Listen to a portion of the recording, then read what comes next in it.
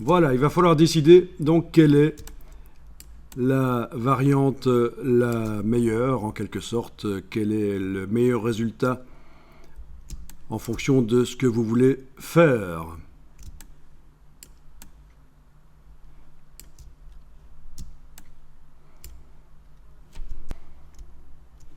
Ok, j'avais dit que finalement c'était celle-là qui me plaisait le mieux au niveau de l'épaisseur des contours par rapport au caractère et du décalage.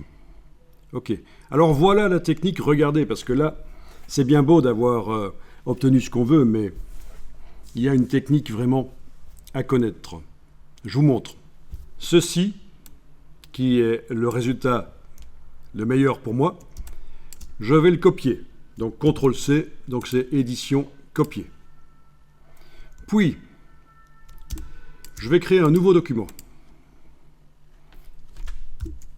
Regardez, vous allez tester après. Document de type impression A4, couleur RGB, créé. Voilà mon document A4. Je colle. Voilà.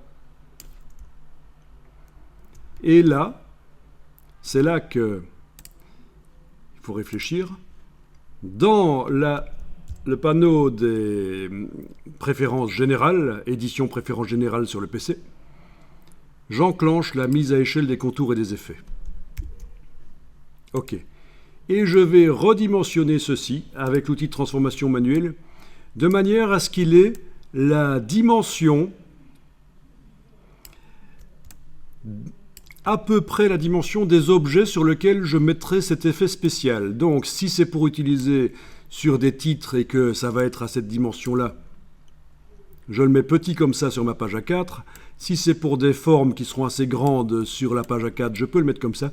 Il faut le redimensionner pour qu'il ait la dimension à peu près donc des objets sur lesquels je compte l'utiliser.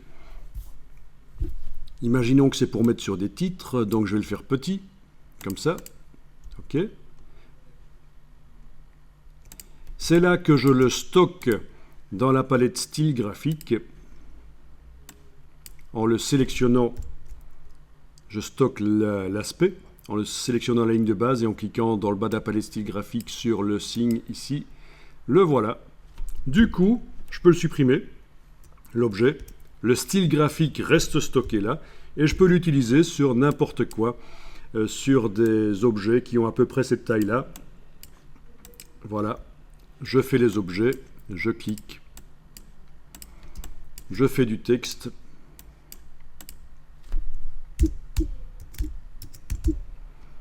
Ok, il faut faire le tréma. Voilà. Agrandir. Appliquer. Voilà. Vous voyez la logique en fait. Il ne suffit pas d'avoir obtenu visuellement quelque chose de valable, il faut aussi le stocker dans la palette style graphique avec des paramètres qui correspondent à la dimension des objets sur lesquels je veux l'utiliser. Je vous montre autre chose. Je vais enregistrer ça.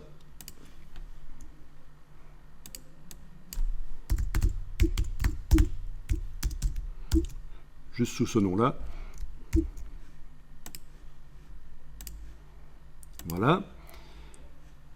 Imaginons que le résultat le meilleur, c'est ceci, le texte hyper grand qui est là. Je le copie. Édition copier. Je vais créer un nouveau document. Impression A4. RVB. Créer. Voilà mon A4. Je colle. Édition coller. Il est super grand. Avec, donc, dans les préférences générales, la mise à échelle des contours et des effets enclenchée, je le redimensionne à la dimension à laquelle je veux l'utiliser. Si je veux l'utiliser sur des objets qui ont à peu près cette dimension sur une page A4, voilà, il est redimensionné. Quand on zoome, on voit qu'il n'a pas changé d'aspect. Les contours et le décalage ont été mis à échelle. En ayant la ligne sélectionnée, je le stocke dans la palette style graphique. et je le supprime et je peux utiliser ce style graphique sur des objets que je crée et qui ont à peu près la taille en question. Voilà.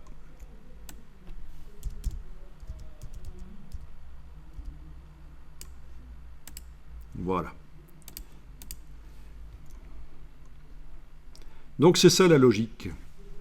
C'est pas évident à comprendre, mais c'est ça la logique. Alors, vous pouvez tester ça, et puis je vais vous montrer comment je fais quand je vais chercher un style graphique qui vient du web. Et le principe, ça va être le même, vous allez voir. C'est vraiment essentiel ce qu'on voit là. Adapter un style graphique, tester rapidement